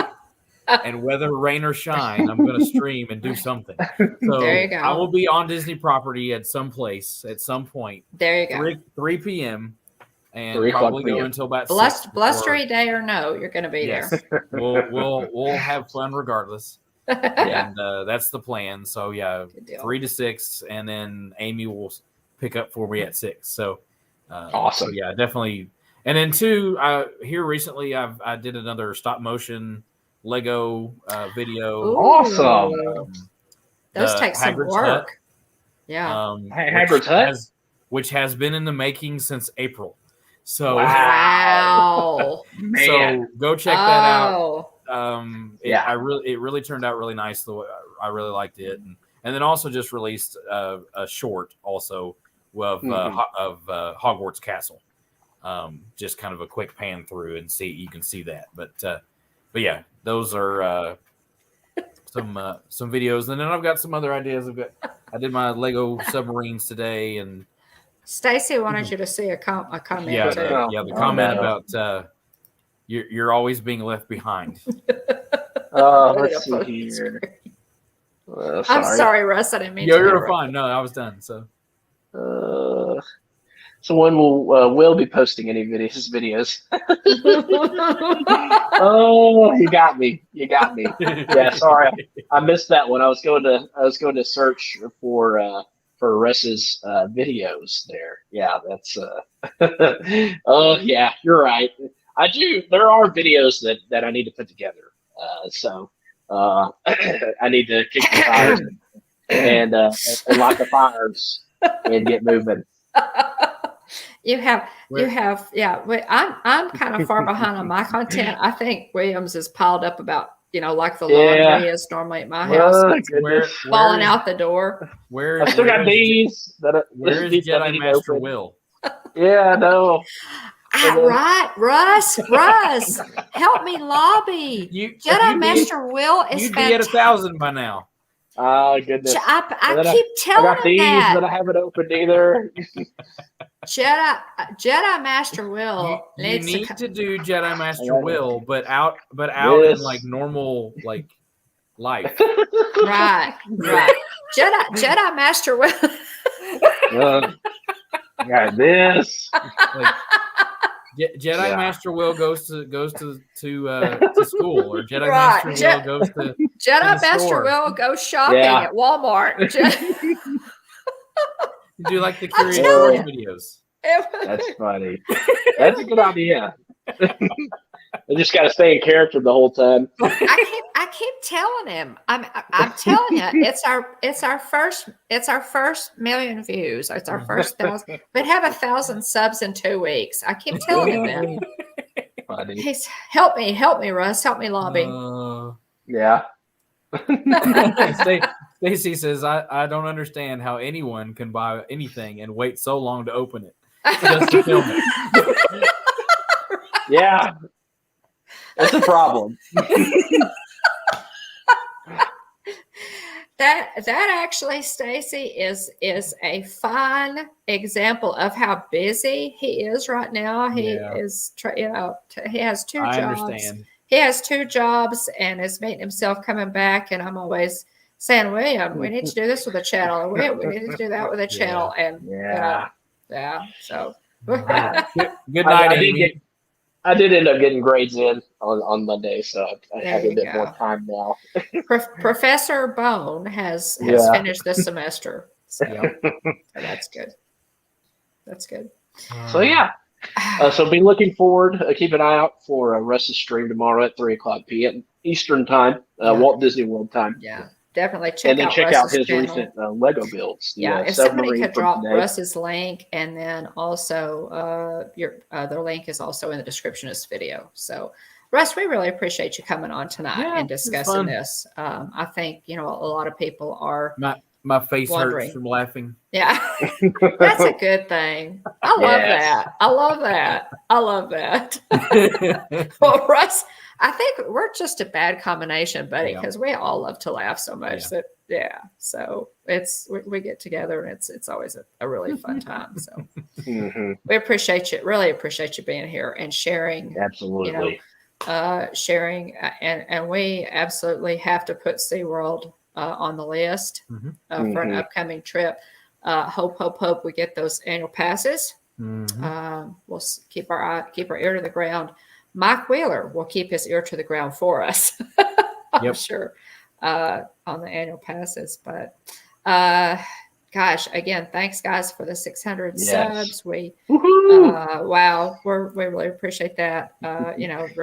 We're just, man, we are scaring 1,000 to death. We're yeah. Nate celebrating 100,000 subs. We're fighting a good fight here. You got to start somewhere. So yeah, Nate, we're coming for you, buddy. We are coming for you. Congratulations again. We really appreciate you.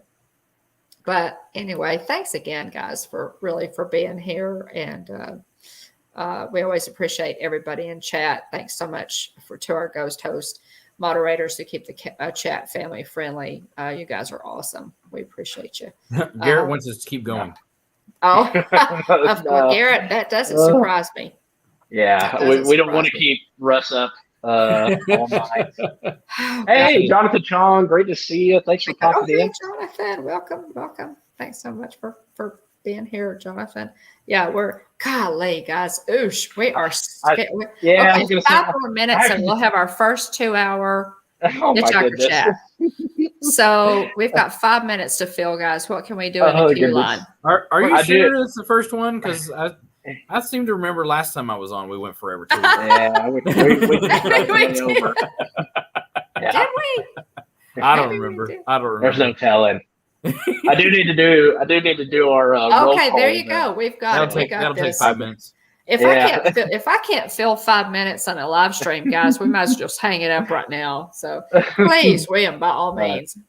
All right. So I want to thanks again for everybody being here tonight. Shout out to everybody that watched in Ghost Mode. Remember, if you're here, let us know. I know some people keep us on in the background while they got other things going on, but feel free and absolutely. Feel free to hop in on the chat. We have a great time. We love interacting with everybody and including you in the conversation as well.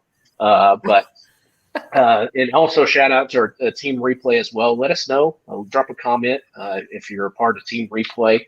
But want to thank, again, remember to comment so I can thank you properly for being here. I do my best to write everybody down, but if I miss you, make sure and drop a comment next week so I can catch you and thank you properly for being here. But shout out to Aunt Susan and Aunt Joy and Jillian, Kylie, and the other family members for supporting us. Shout out to Keith, BDF, the Turkey Lexter, the Twerky Turkey Lexter, Dean, Catherine Wilby, James Ryan, Francisco, What in the World with Russ, also included on screen with us here tonight. Thanks for Russ. Lori Jean Carlson, Disinfinity, Paul Vines, Captain Akron 27, Car Key, AJC Magic TV, Mike Wheeler, Stacy Rogers, Ford Man, aka Kenneth Oakes, Tina DCS, Adventures by D, Happily Everyody, Dad Builds, Mike Cabral, Monarch Moments, The Mickey Bunch, Wonderful World of Walter, Tennessee Bear, Stacy from the Disney Nerd Herders, Elena K808, J&N Travels, Griswold Family Vacay, Movie Mania Nick, and Jonathan Chong. So, again, if I missed you, I apologize, but just want to thank everybody for being here. And love and appreciate everyone for their encouragement and support, and just enjoy your friendship. And thank you for being here. Absolutely. And Jonathan, hashtag Team Replay, buddy. Or if you want us to, we can start all over. Let's cover 11 through 20. No. I could do it. I don't know. Yeah. I could do it. So. Oh my goodness. We got so many good announcements. It seems like we're getting like information dump overload from Disney every day. And it's hard to keep track of it all. It is hard to keep track of it all. I actually take notes during the week, and I know William does too, to try and, catch it all. But we stay on top of it as well as we can for you guys. If you have any questions, drop us an email. Drop us a direct message on Instagram or something if you have a question or there's something you'd like to see us talk about on Hitchhiker Chat. By all means, let us know. We're open to ideas. We're always open to ideas or anything that movies that you might like to see covered, anything, any questions that you have about the park, topics, about the park or travel in general. So by all means, let us know. And Russ, thanks again. Yeah. And everybody check out Russ's live stream wherever he may be. Where in the world with Russ? Mystery location. I don't have a schedule anymore. I can't, do that very much anymore. So just make sure you're keep an eye out for my pop-up streams whenever I can do them. So yeah. So definitely we'll be watching for one tomorrow, Russ, in the park. And not in the park, but at Disney, on Disney property somewhere. But thanks again, everybody. I can't. Super quick, we have 8 seconds left for the 2 hour mark. I just wanted to show off these 2 golden books that we got. Nice. Oh, how cool! And wanted to make sure we hit our 2 hour mark for our stream. But we picked up from Amazon. It's a Small World golden book, very very cute. And then also the Jungle Cruise Golden Book. Neat. I tell you what, we may have to send a set of those to Dean to read for story time with Dean. Yeah, that would be fun. Thank you. Thanks, Tim. A question for Russ: when is Nerd Talk coming back? So, Stacy, I think we're going to be kind of going on hiatus for right now. And again, this is kind of, I know Jeff and Ange has kind of been posting little updates on their channel.